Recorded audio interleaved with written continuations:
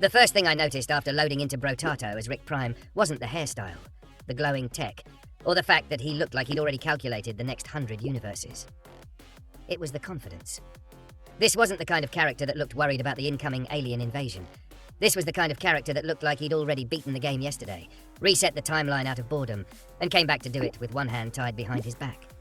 So naturally, I had one objective: turn this run into the most unfair thing the aliens had ever experienced. If this build was going to represent Rick Prime, then surviving wasn't enough. Every wave needed to look like an accident waiting to happen, except for the enemies. They were the ones having the accident. The first wave always feels slow, but there's something satisfying about starting with absolutely nothing and slowly becoming an unstoppable force. At the beginning, every material counts. Every enemy matters. Every missed pickup feels like leaving money on the sidewalk. I wasn't trying to speedrun the early game. I wanted to build momentum, the kind where every decision pays off 10 waves later. So I grabbed my starting weapon, stepped into the crowd, and immediately started weaving through enemies while collecting every material I could get my hands on. The first few seconds already answered an important question. Was this build strong?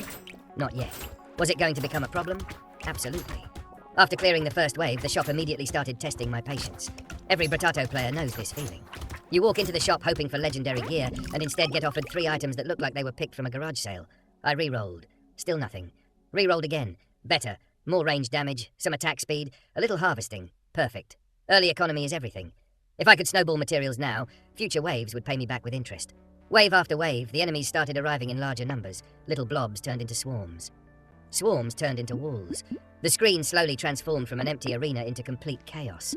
Thankfully, Rick Prime wasn't interested in fair fights. Every upgrade stacked with the last one. My attack speed climbed higher. Critical hits became more common. Projectiles started filling the screen. Instead of carefully aiming at enemies, I was aiming somewhere in their general direction and watching everything disappear before reaching me. Around wave 6, things started getting interesting. Elite enemies began showing up with enough health to remind me I wasn't invincible yet. One mistake, one greedy movement, and this run would be over. So naturally, I made several greedy movements. Somehow they all worked out. Sometimes confidence is a strategy. Sometimes it's pure luck wearing a fake mustache. Either way, I wasn't complaining. The build slowly evolved into exactly what I wanted. Damage wasn't enough anymore. I wanted ridiculous damage. I wanted every projectile to feel like a personal insult to anything standing in front of me. I started prioritizing percentage damage boosts over tiny increases. More projectiles, more piercing, more range. If the game offered anything remotely overpowered, I accepted without asking questions. Then the first elite arrived. This thing looked like it had skipped every gym day except the ones dedicated to surviving nuclear explosions. Its health bar stretched across the top of the screen like it had its own zip code. Normally these fights demand careful movement, patience and precision. Instead, I accidentally walked directly toward it. For about 3 seconds, I questioned every life decision that had brought me here. Then something incredible happened. The elite's health started evaporating. Not decreasing. Evaporating. Every shot connected. Critical hits exploded across the screen. Projectiles bounced everywhere. Damage numbers became impossible to read because there were simply too many of them. The boss barely had time to introduce itself before collapsing into a pile of materials. That was the exact moment I realized this build wasn't balanced anymore. This build had crossed into territory where the game politely asks you to calm down. The next shop rewarded me with even more upgrades. Legendary weapon? Don't mind if I do. Extra projectile? Absolutely. Lifesteal? Sure. Dodge? Why not? At this point, I wasn't building a character anymore. I was assembling a science experiment designed to answer one question. How many enemies fit on a screen before none of them exist? Every wave after that became faster. Not because the timer changed, because the enemies stopped surviving long enough to slow me down. I'd enter a wave. Everything would spawn. Everything would explode. Then I'd spend the rest of the time vacuuming up materials like a Roomba with violent intentions. Of course, Brotato always finds new ways to keep players humble. Around the middle waves, the enemy density becomes ridiculous. Projectiles fly from every direction. Charging enemies sprint across the map. Exploding aliens chase you into corners. One bad movement chain ends the entire run. For a brief moment, things got uncomfortable. I found myself trapped between a charging brute and about 30 smaller enemies. Every escape route looked blocked. Health dropped. The screen flashed red. This was either going to become an incredible comeback or a painfully short highlight reel. Then lifesteal activated. Then another critical hit. Then another. Suddenly my health bar started climbing instead of falling. Every enemy around me disappeared almost instantly. 5 seconds later, I was standing in the middle of an empty arena, wondering what had even happened. Rick Prime had apparently solved the problem the same way he solves most problems. Overwhelming firepower. As the run entered its later stages, the upgrades became increasingly absurd. Weapons reached higher tiers, stats stacked on top of stats. Every level up felt like adding another engine onto an already flying rocket. Attack speed? Higher. Range? Higher. Damage? Much higher. Projectile count? Enough to qualify as weather. The game responded by spawning even more enemies. Excellent decision. I appreciated the confidence. The problem was they still needed to survive long enough to attack. Wave after wave turned into complete visual chaos. Bullets flew across every corner of the screen. Enemies exploded before fully entering view. Materials scattered everywhere like confetti after an extremely aggressive celebration. By now, I wasn't thinking about survival anymore. I was thinking about optimization. Could this build become even stronger? The answer somehow kept being yes. Every shop delivered another ridiculous combination. More engineering, more range damage, more armor, more attack speed. Every statistic climbed until individual upgrades barely mattered anymore because everything was already enormous. Then another elite spawned. This one lasted slightly longer, roughly 6 seconds. Progress, I suppose. The funniest part wasn't defeating bosses. It was watching regular enemies desperately attempt to participate. Some would spawn only to vanish immediately. Others managed to walk exactly 3 steps before being deleted from existence. A few brave souls actually reached melee range. They instantly regretted their decision. At one point I realized I had stopped paying attention to individual enemies altogether. The screen itself had become the enemy. If anything moved, I shot it. If it survived, I shot more. Eventually, nothing survived. Late game, Brotato always becomes a stress test for both the player and the computer. Hundreds of projectiles, countless enemies, materials everywhere, explosions layered over explosions. Rick Prime didn't seem impressed. Neither did the build. The damage numbers reached a point where reading them became impossible. Health bars disappeared faster than animations could finish. Enemy waves transformed into elaborate delivery systems for free materials. Every level up offered increasingly difficult decisions. Do I want ridiculous damage, or slightly more ridiculous damage? Tough choice. I eventually leaned toward the ridiculous option. It worked out surprisingly well. The final waves approached with exactly the level of tension you'd expect after becoming completely overpowered. Almost none. There was still danger, of course. Brotato has a habit of punishing overconfidence. But every time the game tried to raise the stakes, another upgrade appeared that erased the problem. Need more survivability? Here's armor. Need more damage? Here's critical chance. Need more crowd control? Take another projectile. Thanks. Don't mind if I do. By the time the last major encounter arrived, the arena looked completely different from where this run started. The weak potato from Wave 1 was gone. Standing in its place was something closer to a one-potato extinction event. The boss entered dramatically, health bar full, attacks everywhere, projectiles covering the arena. For a second, it looked intimidating.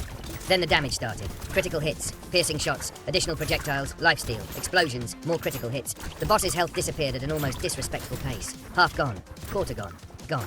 That's it. No dramatic finish, no desperate final phase, just complete deletion. As the victory screen appeared, I looked back over the run and realized how perfectly everything came together. Every early investment paid off. Every risky shot reroll eventually delivered something valuable. Every dangerous moment made the late game even more satisfying. That's what makes Brotato so addictive. Every run tells a completely different story. Sometimes you barely survive, sometimes the game reminds you who's in charge. And every once in a while, every upgrade aligns perfectly. The shop starts cooperating, your build snowballs out of control, and you end up with something that feels completely unfair. Playing as Rick Prime felt like the perfect excuse to embrace that philosophy. If there's one character who would refuse to play by the rules, it's the version of Rick who assumes every universe belongs to him. By the end of the run, it almost felt like the aliens weren't invading my planet. They were accidentally walking into the wrong dimension. Every wave became another failed experiment. Every boss became another statistic. Every upgrade pushed the build further into absurd territory until the only remaining challenge was finding something durable enough to survive longer than a few seconds. That's the kind of run you remember long after the victory screen appears. Not because it was close, but because everything eventually clicked into place. Sometimes Brotato gives you a balanced experience. Other times it hands you enough power to turn the battlefield into your own personal science project. This time Rick Prime didn't survive the alien invasion. He made the invasion look like the biggest mistake those aliens had ever made. And honestly, if another universe wants to send a stronger army, I'm ready to load another run and prove them wrong all over again.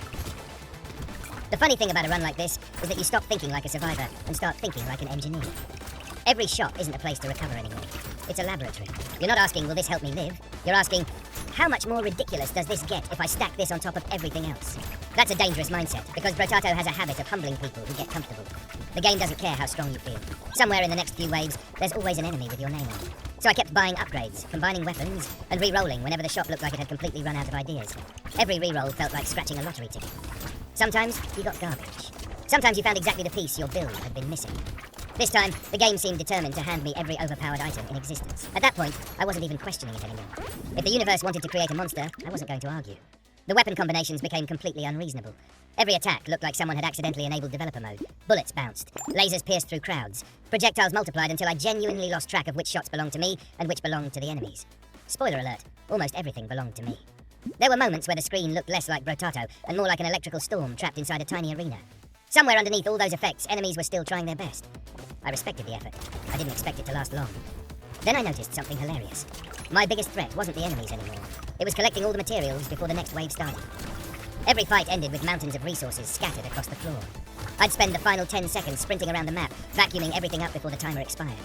Imagine being an alien commander watching your entire invasion force get erased in seconds, only for the guy responsible to immediately start running around collecting loose change. That's got to be demoralizing. The next elite decided it wanted revenge for every boss I'd embarrassed so far. This thing charged across the map like it had been personally offended. Huge attacks, massive health pool, projectiles everywhere. It looked intimidating for exactly 1 second. Then my build remembered it existed. The health bar started disappearing so quickly that I almost felt bad. Almost. The elite kept trying to attack, but every animation looked interrupted by another wave of damage numbers. It was like watching someone try to give a speech while fireworks kept exploding in front of their face. Eventually the fireworks won. At this stage, every level up screen felt like cheating. More damage? Sure. More critical chance? Absolutely. Extra range? Why not? I reached the point where every option was good, and the hardest decision was choosing which absurd statistic I wanted to inflate next. It reminded me of those games where the numbers become so large they stop feeling like numbers. 50 damage sounds strong. 500 damage sounds ridiculous. 5,000 damage stops meaning anything because everything explodes before your brain processes it. The aliens apparently realized brute force wasn't working because they started throwing every enemy type imaginable into the arena at once. Fast enemies, slow enemies, ranged enemies, giant enemies, tiny enemies, enemies that explode, enemies that summon more enemies. It looked like someone had emptied the entire enemy catalogue into one wave. I appreciated the enthusiasm. Unfortunately for them, quantity doesn't solve the problem when every projectile tears through half the screen. One of my favourite moments happened completely by accident. I was dodging a group of charging enemies while focusing on an elite off-screen. Suddenly I realised the elite had died. I hadn't even seen it happen. Somewhere in the flood of projectiles, enough bullets had wandered across the map to eliminate a boss I wasn't even looking at. That's the kind of confidence this build had reached. It wasn't aiming anymore. It was making suggestions. Of course, overconfidence always comes with consequences. I walked directly into a cluster of enemy projectiles because I was too busy admiring how broken the build had become. My health disappeared frighteningly fast. For a split second, reality returned. Maybe I wasn't immortal after all. Maybe the game still had one last trick waiting for me. Then lifesteal activated again. Critical hits chained together. Half the enemies vanished instantly, and my health bar climbed right back to full before I had time to panic. It felt less like recovering, and more like the game apologising for interrupting my victory lap. The economy had become completely absurd. Materials poured in faster than I could spend them. Every shop visit turned into an expensive shopping spree. Buy this, combine that, re-roll. Buy another, lock an item for later, re-roll again. Somewhere along the way, I stopped looking at prices altogether. If something improved the build, it came home with me. Financial responsibility wasn't part of the strategy. Then I found another legendary item. At this point, I honestly started laughing. The game had crossed the line from challenging to generous. Every legendary pickup felt like adding another engine to a rocket that had already left the atmosphere. Did I need even more damage? No. Was I going to take it anyway? Without hesitation,